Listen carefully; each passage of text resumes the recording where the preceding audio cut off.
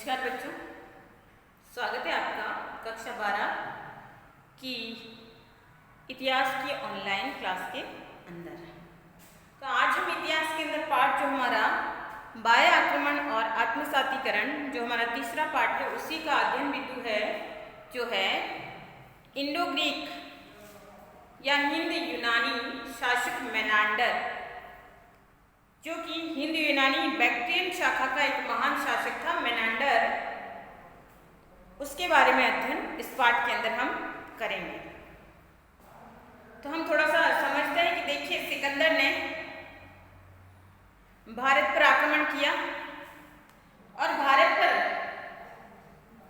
आक्रमण करने के पश्चात उसने कई क्षेत्रों को जीता। कई राजाओं ने उसके सामने मैत्री प्रस्ताव रखे, कई शासकों ने उसके सामने आत्मसमर्पण किया और कुछ को उसने अपने दम पर उसने विजित किया। लेकिन कुछ समस्याओं के कारण उसे वापस लौटना पड़ा और ऐसी स्थिति में ईसा पूर्व 323 ईस्वी में उसकी मृत्यु हो गई ईरान के सूसा नगर के आसपास में। ठीक है, उसी के अब सिकंदर अपने पीछे एक महान विशाल साम्राज्य है वो छोड़कर गया था। उस साम्राज्य में सिकंदर के उत्तराधिकारी हेफेस्टियन थे, पर्दिगस था, सेल्यूकस निकेटर था, जो भी है बहुत सारे उसके उत्तराधिकारी थे। उनके अंदर संघर्ष उत्पन्न हो गया और ऐसे में जो भारत का जो क्षेत्र था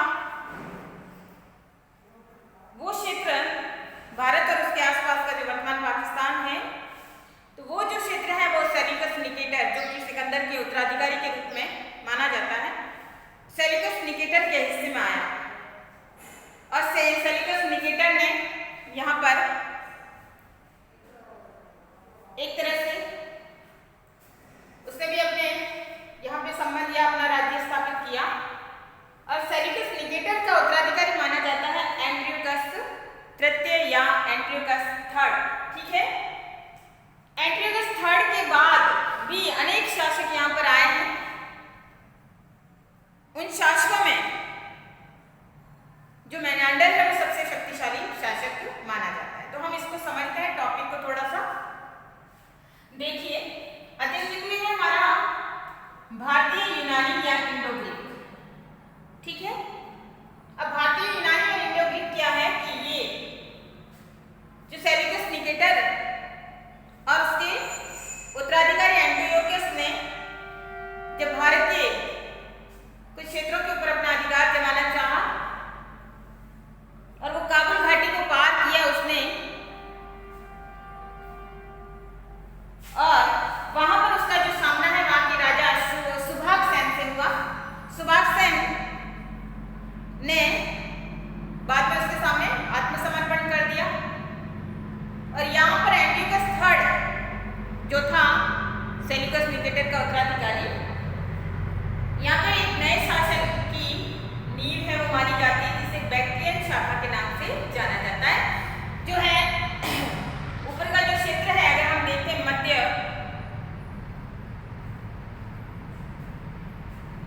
जो क्षेत्र माना जाता है उसमें दो शाखाएं थी, एक तो था पार्थिया और दूसरा था बैक्ट्रिया। ये दोनों प्रदेश है वहां पर। तो बैक्ट्रियन और पार्थियन की यहाँ पर जो उन्होंने अलग अलग पार्थिया और बैक्ट्रिया में अपने अपने राज्य स्थापित कर दिए थे, उस पार्थियन और बैक्ट्रियन में जो प्रभावशाली जो शाखा मानी जाती है वो बैक्ट्रियन शाखा मानी जाती है, या बैक्ट्रिया के अंदर जो एंटियोकस थर्ड ने अपना राज्य स्थापित किया था और ये बैक्ट्रियन शाखा का शासक माना जाता है मेनांडर।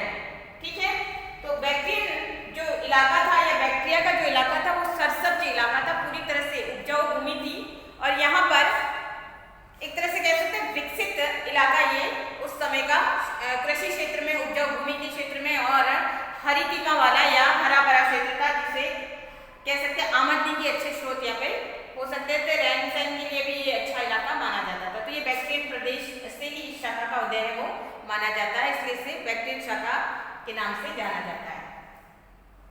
अब हम देखते हैं महान शासक जो मेनांडर है, उससे पूर्व के कौन कौन से शासक थे। देखो, पूर्व के शासक में सेल्यूकस निकेटर का उत्तराधिकारी अभी हम समझ रहे हैं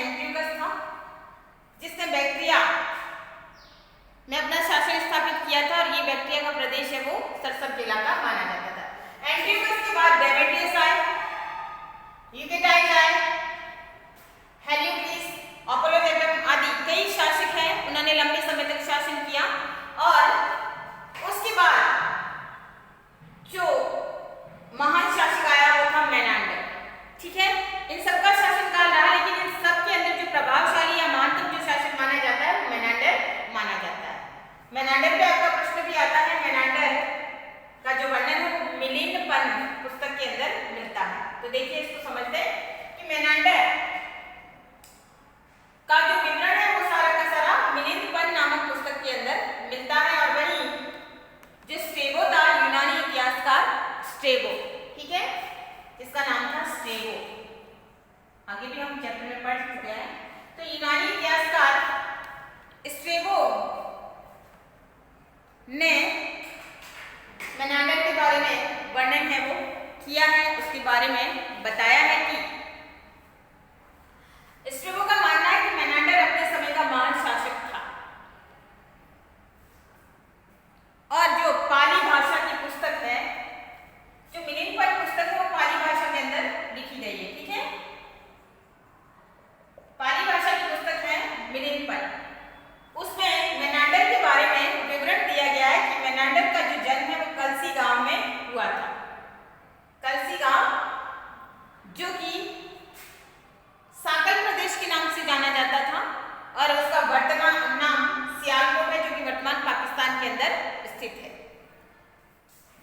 वहां पे मेनांडर का जन्म हुआ था।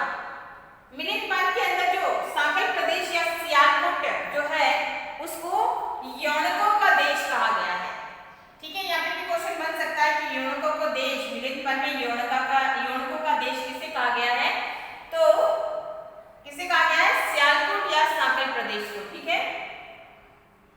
अब यहाँ पर जो यौनक मतलब होता है व्यापारियों का देश, ठीक है, और साकल या सियालकोट के अंदर की पूरी जो गतिविधियां थी उसका विवरण है वो मिलिनपन पुस्तक के अंदर सुंदरतम ढंग से जो है वो किया गया, जिसमें लिखा गया है कि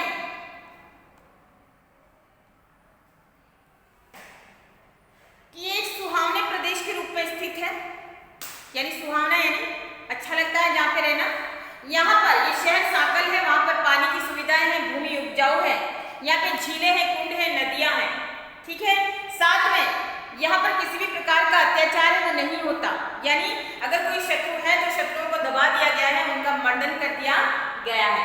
इसके साथ ही यहाँ पर विभिन्न तरह के व्यापारी यहाँ आते हैं और व्यापार करते हैं और बहुमूल्य चीजें या वस्तुएं यहाँ पर लेकर आते हैं।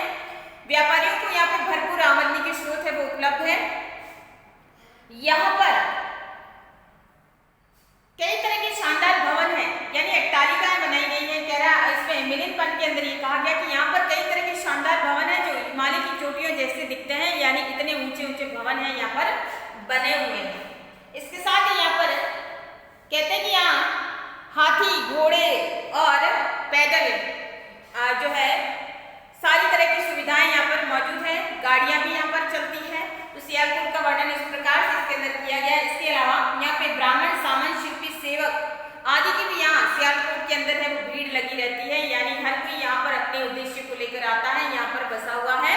या फिर कह सकते हैं कि ये यौनकों का या व्यापारियों का देश है, जहाँ पर भीड़ भाड़ हमेशा इस सियालकोट नगर के अंदर लगी हुई रहती है।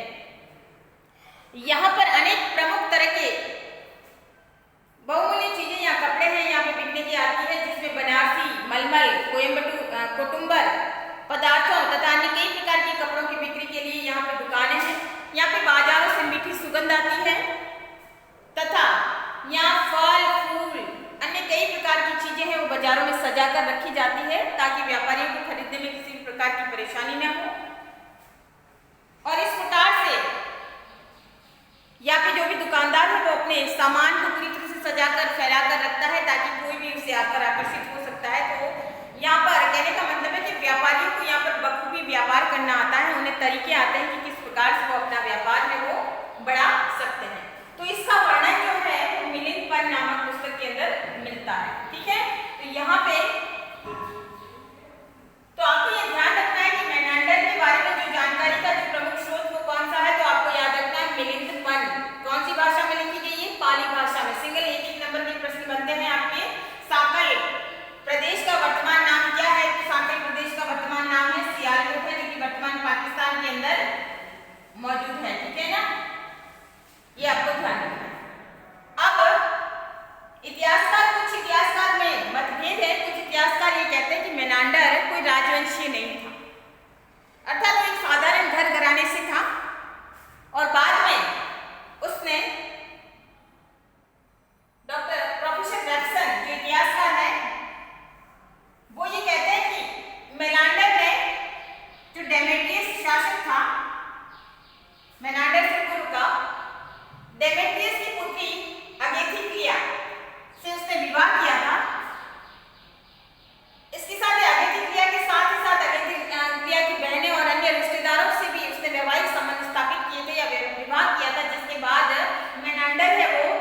राज्यवंशी बना और फिर उसने अपना साम्राज्य है वो स्थापित किया। मेनांडर की जानकारी के स्रोत हमें विभिन्न प्रकार से मिलते हैं कि मेनांडर के शासन या उसके राज्य से संबंधित जानकारी के स्रोत हमें मिलते हैं सिक्के जो कि सबसे महत्वपूर्ण स्रोत माने जाते हैं।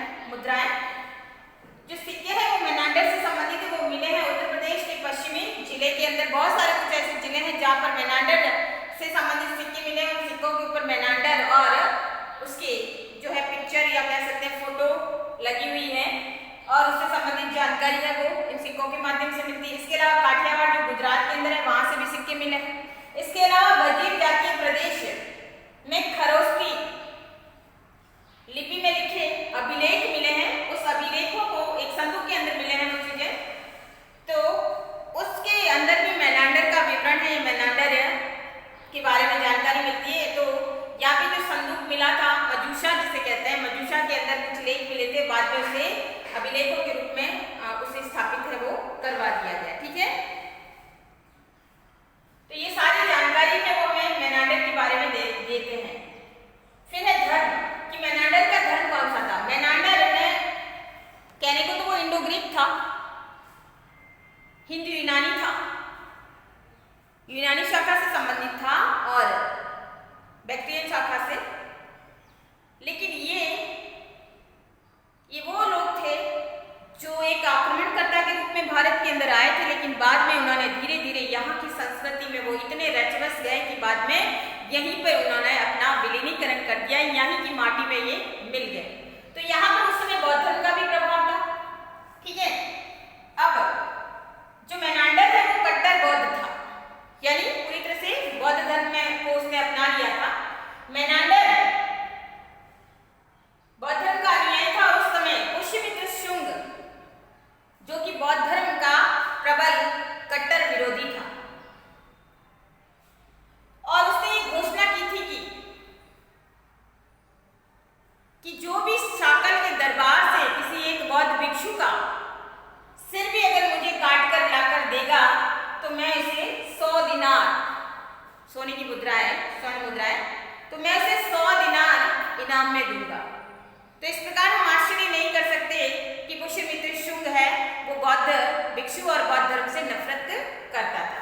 लेकिन और उसने बहुत सारे बौद्धों या बौद्ध भिक्षुओं का है वो बड़ी मात्रा में उसने वध करवाया था, कत्लेआम करवाया था उसने।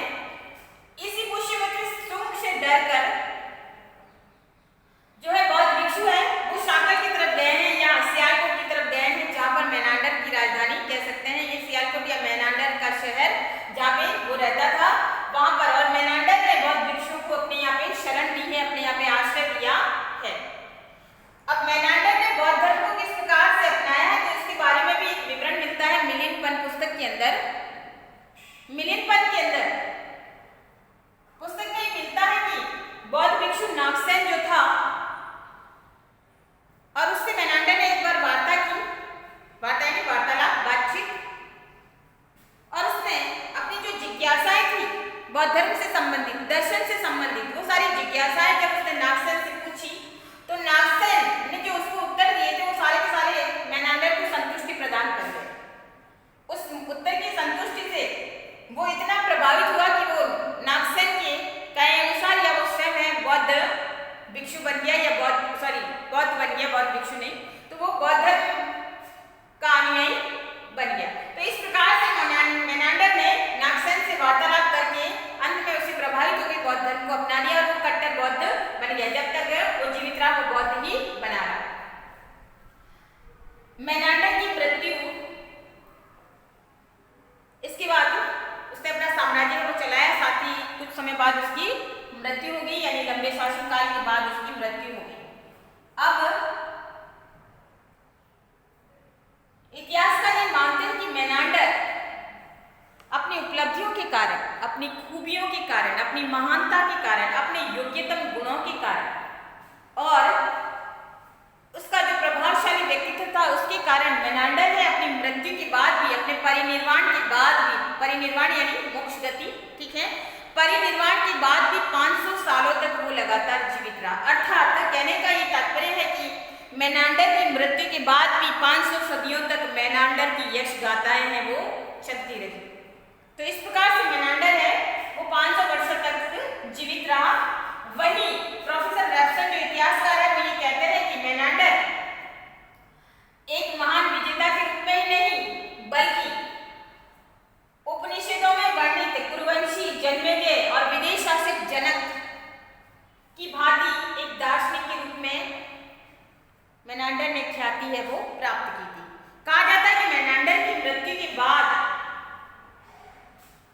प्लूटार्क है जो यूनानी इतिहासकार है, प्लूटार्क लिखता है कि सैनिक शिविर में जब उसकी मृत्यु होगी तो उसकी अवशेषों को पाने के लिए वहां पे लड़ाई शुरू हो गई, यानी युद्ध या घमासान होने लगा और उसके साम्राज्य के नगरों में स्पर्धा शुरू हो गई और बाद में बड़ी मुश्किल से मेनांडर के जो है अवशेषों को लिया गया और फिर उन्हें सही जगह पे स्थापित किया गया। तो इस प्रकार रेब्सन ने भी इसी बात का वर्णन किया है कि मेनांडर की जो ख्याति है वो 500 सालों तक रही और इसके साथ ही वो एक महान शासक था जिसके कारण उसकी मृत्यु के बाद भी उसके जो अनुयायी है उसके अंदर प्रतिस्पर्धा हो गई और उसने कुरुवंशी, जन्मेजय और विदेश शासक जनक की भांति शासक किया और एक दार्शनिक के रूप में भी ख्याति है मेनांडर ने प्राप्त की। तो इस प्रकार मेनांडर एक इंडो ग्रीक शासक था जिसने लंबे समय तक भारत के अंदर शासन किया। जो इलाके जो उसके हिस्से आए थे उसने शासन किया सियालकोट के अंदर और उसके आसपास के इलाकों में। और इंडो ग्रीक शासकों में मेनांडर एक महानतम शासक के रूप में जाना जाता है। तो ये आपको ध्यान रखना, मिलिंद पुस्तक ठीक है पाली भाषा में लिखित है। मेनांडर का वर्णन है। मेनांडर का जन्म स्थान शाकल प्रदेश या सियालकोट या कलसीगांव जो भी है पाकिस्तान के अंदर है वर्तमान में, और यौनिका का देश है सियालकोट को कहा जाता था, व्यापारियों का देश है उसको कहा जाता था। तो और ये बैक्ट्रियन शाखा से संबंधित था, ये चीजें आपको याद रखनी है ठीक है। बौद्ध धर्म का अनुयायी था और बौद्धों को उसने अपने सियालकोट के अंदर शरण दी थी। ऐसा दिव्यावतार पुस्तक जो है उसके अंदर इसका विवरण है वो मिलता है, जिसमें पुष्यमित्र शुंग की जो है बौद्ध भिक्षुओं का कत्ल करने के बारे में और 100 दिनार की योजना या इनाम देने के बारे में उसके अंदर विवरण है वो मिलता है। तो ये था हमारा आज का टॉपिक बाह्य आक्रमण और आत्मसातीकरण का इंडो ग्रीक शासक है मेनांडर के बारे में।